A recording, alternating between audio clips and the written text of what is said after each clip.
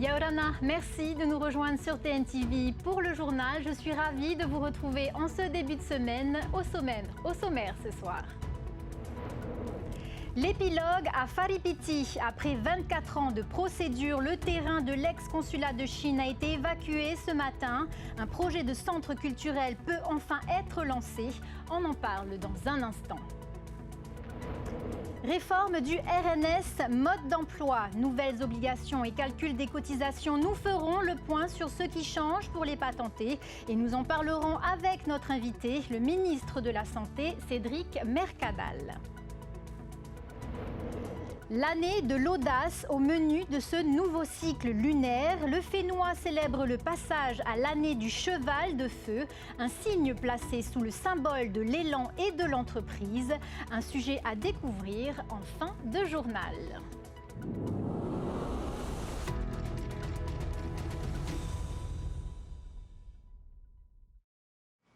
Dénouement ce matin à Faripiti. Après 24 ans de procédure, une expulsion a eu lieu ce matin, Pape Été. L'association Comité de sauvegarde des biens de l'ex-consulat de la République de Chine a récupéré son terrain, occupé illégalement depuis 2022 pour du commerce. Le site doit désormais laisser place à un futur centre culturel d'ici 2027. Nicolas Pérez était sur les lieux. Après plus de 20 ans de procédure et de décision de justice, l'association Comité de sauvegarde des biens de l'ex-consulat de la République de Chine en Polynésie retrouve la possession de son terrain de Faripiti à Papeete. Un huissier et la police se sont rendus sur place pour procéder à l'expulsion des occupants du terrain. Enfin, depuis 2003 et l'ordonnance de 2004, on arrive à récupérer la terre qui appartient au comité de sauvegarde. Au-delà de sa valeur financière, le terrain de 4000 m² en plein centre de Papeete est un héritage des premiers Chinois venus s'installer en Polynésie. Les Chinois étaient sans patrie en fait. Lorsqu'ils sont venus ici, ils avaient quitté la Chine continentale et ils se sont retrouvés sans patrie. Ils ne pouvaient pas se marier, il n'y avait rien. Et c'est pour ça qu'ils ont demandé à la République de Chine, qui s'est réfugié à Taïwan, de bien vouloir nommer un consul général pour officier. Et la République de Chine a dit oui, mais si vous payez, il n'y a pas de problème. Et donc c'est comme ça que c'est la collectivité chinoise qui a payé. Occupée illégalement par une personne depuis 2002, cette dernière exerçait des activités commerciales et empochait des loyers de la part d'entreprises de la place. Pour l'association, ruinée par les nombreux recours en justice, c'est un manque à gagner considérable. Il y a un préjudice, il y a des pertes de loyers qui sont au minimum de 300 à 400 millions, au minimum. La présidente de l'association, entourée de ses adhérents, se dit aujourd'hui soulagée. On va dire que c'est un commencement et c'est un hommage à mon père qui est décédé il y a 6 ans maintenant et qui s'est battu pratiquement toute sa vie pour que cette terre revienne à la communauté chinoise polynésienne. Grâce à cette expulsion, les membres de l'association vont pouvoir relancer un projet vieux de plusieurs décennies. L'objectif de l'association du comité aujourd'hui, c'est de mettre à jour le projet des anciens, d'en faire un terrain pour accueillir un centre culturel, un refuge pour les anciens comme pour les jeunes. La personne expulsée dispose de 2 semaines pour retirer ses containers et autres carcasses de voitures avant destruction complète. La réforme du RNS entre dans une phase concrète. C'était l'enjeu de la conférence de presse tenue ce matin à la présidence. Lever le flou sur les nouvelles obligations des patentés. Qui doit s'affilier? Comment calculer vos cotisations? Et surtout, quels sont vos nouveaux droits? Avant d'en parler avec notre invité, on fait le point dans ce reportage d'Athéna Milcam et Rarho Mahasheong. Notre système de protection sociale évolue et sa compréhension n'est pas si simple. Déjà, la réforme prévoit une augmentation des affiliés au régime des non-salariés. Les ressortissants du RSPF avec une activité seront systématiquement basculés au RNS. S'y ajouteront aussi toutes les personnes avec une patente, salariés, retraités, fonctionnaires ou encore étudiants. Nous savons tous qu'il y a beaucoup de gens qui sont salariés, qui en même temps avaient une patente. bénéficié jusqu'à présent donc, de ce qu'on appelle la primauté donc, du régime des salariés. Primauté qui est tombée d'ailleurs par la LP de 2022. Même si elle n'a pas été mise en œuvre, j'aurais pu l'appliquer sans demander de nouvelles dispositions. En effet, la fin de la primauté du RGS, le régime des salariés, n'est pas une nouveauté, mais n'a jamais été appliquée. Une nouvelle loi de pays est entrée en vigueur en février. Elle a redéfini les dispositions prévues par l'ancien texte. Pas d'inquiétude, une amnistie a été décidée. La caisse de prévoyance ne réclamera pas les sommes précédemment dues. Mais alors, qui est désormais concerné par cette réforme et dans quelle mesure ? En plus des personnes déjà affiliées au régime des non-salariés, toutes les personnes qui exercent une activité professionnelle non salariée, à l'exception, pour l'instant, des artisans et des détenteurs d'une carte délivrée par la Chambre d'agriculture, dérogent également à l'obligation d'affiliation au RNS, tous les bailleurs dont les revenus locatifs nets sont inférieurs à 3 600 000 francs et tous les professionnels dont les revenus nets issus de location de biens meubles sont inférieurs à 1 200 000 francs. Toutes les personnes concernées ont jusqu'au 31 mai 2026 pour s'immatriculer auprès de la CPS. Pour savoir combien devront-ils cotiser, il faut également se référer à la loi de 2026 et aux derniers arrêtés d'application pris en Conseil des ministres. Ainsi, le montant des cotisations se calcule sur les revenus nets de l'activité de patenté. Un simulateur est désormais opérationnel sur le site tato.cps.pf. Prenons l'exemple d'un salarié dont les revenus nets annuels de l'activité de patente s'élèvent à 3 900 000 francs. Ce dernier devra cotiser au taux fixe de 9,84% par mois, soit 31 980 francs. Attention, dès le premier franc gagné avec une activité complémentaire, aussi faible soit le revenu total annuel, une cotisation minimale est obligatoire. Elle s'élève à 6 519 francs par mois. Bonne nouvelle pour les personnes avec des revenus cumulés inférieurs à 120 000 francs par mois. Les cotisations seront prises en charge par le pays. Ces personnes représenteraient 55% des ressortissants actuels du RNS, 2195 personnes en double affiliation RGS et RNS et 5598 ressortissants actuels du RSPF. Le montant estimé de cette prise en charge par le pays s'élève à minima à 700 millions de francs. Mais au-delà des nouvelles contributions en caisse de la CPS, cette réforme prévoit surtout l'ouverture de nouveaux droits pour tous les patentés. Ainsi, des travailleurs indépendants disposeront désormais d'indemnités maladie et maternité et accidents du travail. En parallèle, la hausse des allocations et de la prise en charge des frais de cantine a également été actée. Et pour évoquer cette réforme, nous recevons ce soir le ministre de la Santé, Cédric Mercadal, Yorana. Alors, monsieur le ministre, commençons par l'annonce phare. 55% des patentés ne paieront plus rien à la CPS. Qui est réellement concerné ? Alors, ces 55% de patentés actuels vont bénéficier d'une prise en charge par le pays de leurs cotisations. Parce que le texte le prévoit, ils pourront la demander. Un formulaire en ligne sera disponible assez rapidement. Dès qu'ils en feront la demande, on prendra en charge leurs cotisations. Alors, c'est donc le pays qui prend en charge 100% de leurs cotisations. Pour financer cette gratuité, le pays va verser 700 millions par an à la CPS. C'est l'argent des impôts des Polynésiens. Si demain, 5000 patentés de plus se déclarent pour bénéficier du système, est-ce que le budget suivra ou irez-vous ou augmenterez-vous les taxes ailleurs ? Alors, nous avons réussi à équilibrer le système. 700 millions, c'était l'enveloppe complémentaire pour intégrer l'ensemble des arrivants dans le régime. Donc, c'est la somme globale qu'il faudra apporter par le pays pour payer ses cotisations. Ça couvrira donc les gens qui étaient déjà dans le régime, plus les nouveaux arrivants des deux autres régimes. Et pour ceux qui ne bénéficient pas en fait de cette gratuité, qu'est-ce qu'ils y gagnent finalement ? Alors, pour ceux qui étaient à l'intérieur du régime RNS, pour certains, ils vont y gagner. Ils ne cotiseront que sur leur loyer, puisqu'avant la cotisation était portée sur l'ensemble de leurs ressources, il faut le rappeler. Et à ce moment-là, les loyers ne sont dus qu'à compter de 3,6 millions net par an. Avant ça, ils n'ont pas à déclarer les loyers inférieurs. Ils paieront sur les sommes supérieures à ces sommes-là qu'ils perçoivent. Les gens qui sont au RNS, je parle. Et on parle d'une baisse de 23% de cotisation ? Alors la baisse de 23% ne concerne que la cotisation forfaitaire minimale. C'est-à-dire qu'avant, on devait, à partir du moment où on gagnait 87 000 francs, on devait, quoi qu'il en coûte, payer 8 500 francs par mois.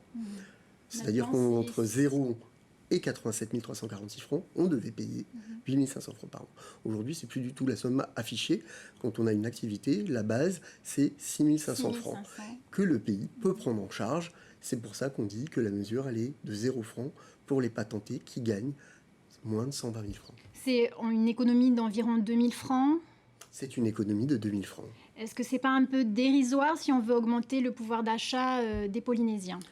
Quand on fait le simulateur, les mesures cumulées en protection sociale qu'on vient de mener, parce qu'il y avait un package qui concerne à la fois les cotisations, baisse d'assiette, plus augmentation des prestations familiales au RNS, plus prise en charge des cantines fois 2,35 quand même, on est passé de 85 francs à 200 francs. Mesure cumulée bout à bout, on se rend compte qu'une famille, comme une couturière qui gagnait 70 000 francs par mois, qui était en difficulté, qui n'avait pas ses cotisations prises, elle se retrouve à augmenter ses prestations familiales fortement, sa cantine fortement, et à payer moins de cotisations puisque le pays les paiera. Elle va faire un gain net à peu près de 300 000 francs par an. Alors, beaucoup de salariés ont une patente pour des activités ponctuelles. Pourquoi les faire payer tous les mois ? Pourquoi faire payer tous les mois les gens qui ont une multi-activité ? Pour une forme de justice et d'équité. On va contribuer à hauteur de ce qu'on gagne, ce qui n'était pas le cas. Il y avait des gens qui optimisaient dans notre pays, parce que la règle le permettait.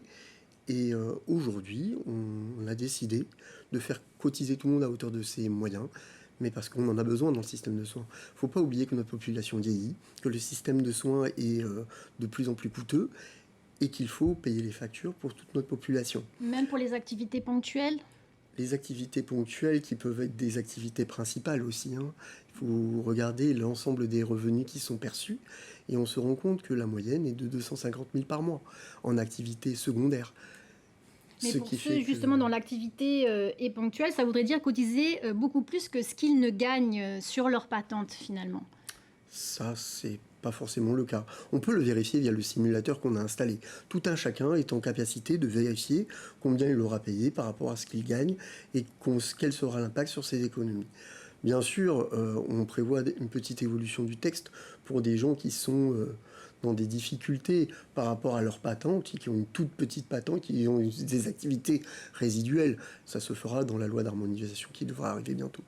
Donc pour les salariés qui ont une petite patente, avec votre réforme, ils vont avoir une double affiliation et une double cotisation, mais auront-ils une double indemnité s'ils tombent malades ? Ils vont bénéficier des indemnités journalières dans les deux régimes. C'est-à-dire qu'aujourd'hui, par exemple, vous aviez 300 000 francs au régime des salariés, on vous indemnisait à hauteur de 300 000 francs, uniquement. Par contre, si vous gagnez à côté de ça 150 000 francs ou 200 000 francs au régime des non-salariés via votre patente, on ne vous indemnisait jamais. Là, vous aurez droit sur l'assiette à vos 500 000 francs de couverture. Alors, dans le même temps, vous abaissez le plafond de cotisation pour les très gros revenus de 10 millions à 5 millions de francs par an. Pourquoi plafonner l'effort des très gros revenus alors qu'on demande souvent aux petits de justifier chaque franc pour obtenir une aide ? Alors, la baisse du plafond, elle a été demandée par les partenaires sociaux, c'est-à-dire salariés et patronaux au sein du CEL, la CPS. C'est un vœu qui a été émis. Ils ont dit que pour l'application du texte, il valait mieux être prudent et il fallait y aller crescendo. Ce à quoi j'ai répondu positivement, si on baissait au régime des salariés aussi. Pour autant, on verra les incidences et la portée de cette baisse de plafond dans le temps. Et s'il faut le rehausser, on le regardera ensemble. Mais ça n'atteint pas la stabilité du régime aujourd'hui.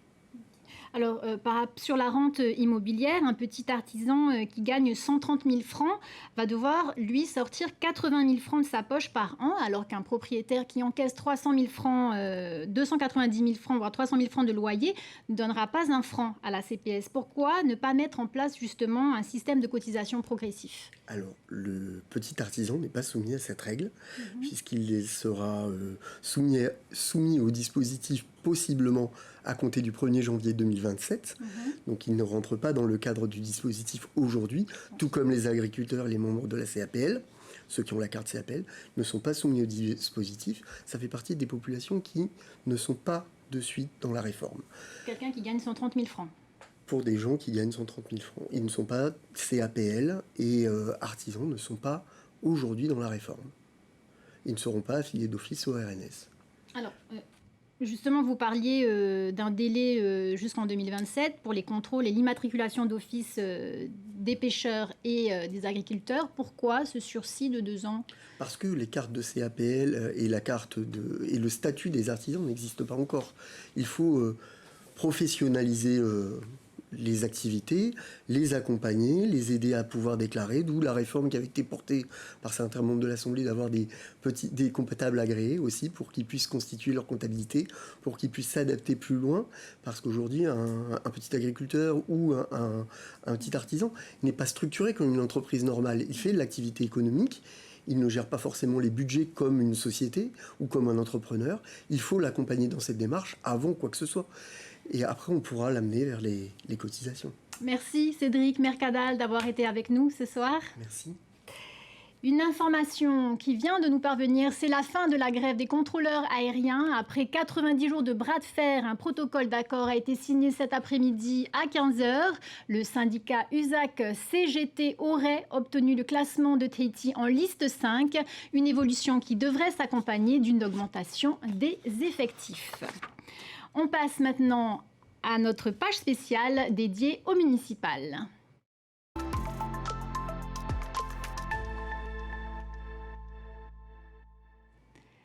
On commence avec Simplicio Lissan qui veut confirmer ses projets phares à l'occasion d'un nouveau mandat, des ambitions pour répondre aux attentes des administrés. Le détail de Sam Teinaouri.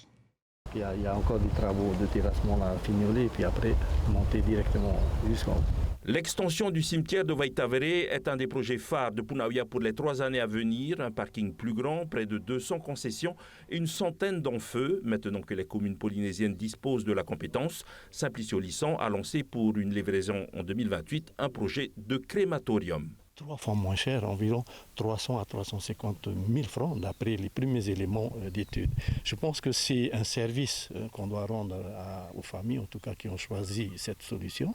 Mais en même temps, la collectivité, dans la gestion de notre cimetière, on va aussi gagner dans le champ, puisque on va utiliser moins donc de concessions. La sécurité est également une des priorités du maire sortant. Face aux difficultés à recruter des sapeurs-pompiers, il projette de créer une école pour les jeunes sapeurs-pompiers. L'idée, c'est déjà commencer à former très jeunes nos sapeurs-pompiers, de manière à ce qu'ils puissent plus tard épouser ce métier.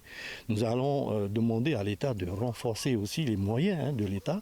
Nous avons bien sûr la gendarmerie, mais il nous semble que les effectifs sont insuffisants. Donc on va demander à l'État d'installer une direction territoriale de la police nationale pour venir renforcer les moyens d'intervention. L'environnement est également un axe prioritaire de la tête de liste de Te Hoturo no Punaauia qui veut poursuivre le programme de renouvellement du réseau de distribution d'eau potable. Il veut également terminer le projet de déchetterie communale. Où votera-t-on à Papara le mois prochain? Le suspense est entier. Entre un ancien site fermé, un marché non conforme et une école en travaux, la commune cherche toujours. Le point sur ce casse-tête logistique à l'approche du scrutin avec Laure Philibert et Mataï Horei. Il accueillait les grands événements de la commune. Le site Hotumaru abritait jusque-là les bureaux de vote. Lors des scrutins fermé après l'élection de Miss Papara en fin d'année dernière, il ne reçoit plus de public. C'est le marché communal à côté de la mairie qui a été choisi pour l'organisation des municipales.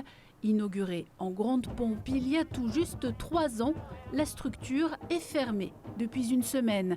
Une fermeture pour préparer les élections, mais aussi pour des raisons de conformité, car les autorités n'ont toujours pas l'aval du service de l'urbanisme pour l'accueil du public. À la mairie, on garde le silence. À moins d'1 mois du premier tour, les administrés sont perplexes. Je ne sais pas vraiment où on va voter.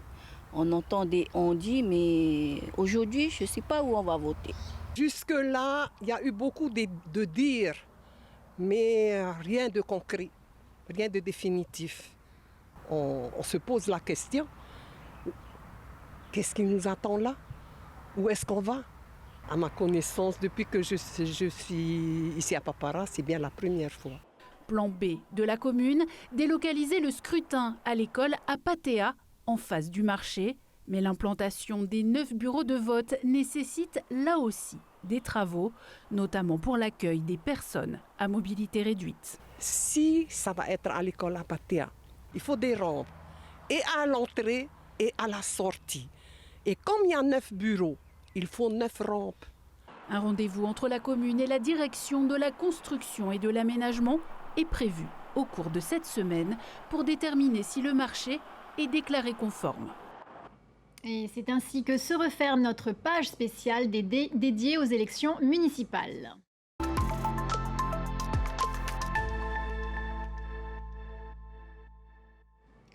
Hommage aux héros du quotidien. En ce 16 février, une cérémonie s'est tenue à la caserne Brua pour honorer les militaires tombés en mission et ceux qui ont accompli des actes de bravoure. Thomas Chabrol. À la caserne de Papeete, gendarmes, familles, représentants des autorités se rassemblent pour la cérémonie d'hommage aux héros de la gendarmerie, ceux qui ont perdu la vie dans l'exercice de leurs fonctions. Derrière chaque nom, un parcours, des proches, des collègues. En 2025, 6 gendarmes et 2 personnels civils de la gendarmerie sont décédés. Sur les 8 morts malheureux de cette année, il y a un Polynésien qui servait au Comgendre. Les autres sont des gendarmes qui servent ailleurs. Il est mort jeune, une cinquantaine d'années. Donc ça a été pour le Comgendre, ça a été un moment extrêmement difficile. Mais voilà, nous on va de l'avant. On est habitué au culte de la mission, au sacrifice jusqu'à la fin. Et la camaraderie et la formation font le reste. L'hommage est également adressé à ceux qui sont en service et qui ont accompli des actes courageux.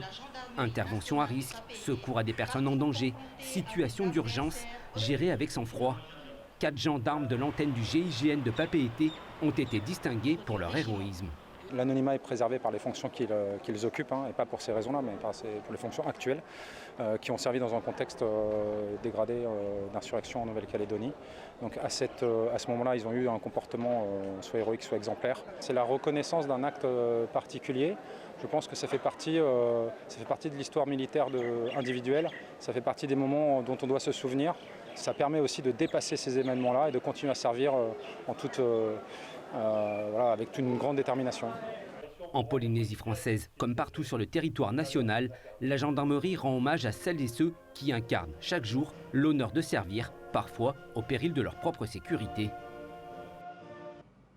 Culture à présent, le cheval de feu succède au serpent de bois. Les festivités du Nouvel An chinois débutent au Fénois sous le signe de l'élan. Selon les prédictions, 2026 sera l'année de l'audace pour tous ceux qui oseront entreprendre. Thomas Chabrol et Mirete Auto ont recueilli quelques avis. Au Temple Khanty, les remerciements pour l'année écoulée laissent place à de nouvelles sollicitations auprès du maître des lieux pour ceux qui croient à ses prédictions. L'année du cheval de feu symbolise la course vers le changement, vers l'action. L'énergie flamboyante de ce signe apporte de l'enthousiasme et un désir de réussite. Donc apprendre à être beaucoup plus patient, réfléchir à ce qu'on veut mettre en place. Et quand on a déjà bien fixé ses objectifs, prendre son élan et aller vers la victoire. Son objectif. Pendant 2 semaines, les associations de la communauté chinoise organisent de nombreux événements pour marquer ce passage dans la nouvelle année. L'association Wenfa célèbre cette année ses 50 ans. Elle organise un festival de films chinois. Des cérémonies sont aussi prévues avec des offrandes pour attirer le positif. Les cartes, enveloppes et autres porte-bonheur à l'effigie du cheval de feu sont prêts. Ça veut dire que là, on nous souhaite de réussir sur le champ, tout ce qu'on entreprend. Et en fait, c'est un jeu de mots qui veut dire Ma Shang Cheng Gong. Ça veut dire que sur le dos de cheval, qui veut dire sur le champ, on réussit. Et le rouge, c'est Ma Shang Fa Cai. Ça veut dire sur le champ, on va faire fortune. 2026, année du cheval de feu, une aubaine pour certains signes de l'astrologie chinoise, mais aussi une période de prudence selon ce spécialiste du Feng Shui. La grande tendance de l'année, c'est que par rapport au niveau de l'argent, au niveau pour toutes les entreprises, c'est un peu compliqué de trouver de l'argent au niveau de la trésorerie ou au niveau du chiffre d'affaires. Il faut user de stratégies par rapport à cette année et de faire différemment par rapport à la concurrence. Le nouvel an sera l'occasion pour les familles de consulter aussi les oracles au temple chinois afin de se projeter au mieux dans l'année du cheval de feu. C'est la fin de ce journal. Merci pour votre fidélité. À suivre ce soir sur votre chaîne, votre magazine To'u Whenua To'u Ora au centre Atitara de Paea, suivi de votre programme Nos Différences. Retrouvez ensuite le final de la saison 1 de votre série Poker Face. Et enfin, enquête exclusive sur les coulisses de l'église mormone. Très belle soirée à tous sur TNTV. À demain, même heure. Retrouvez ce journal en replay sur notre site internet et notre application mobile TNTV.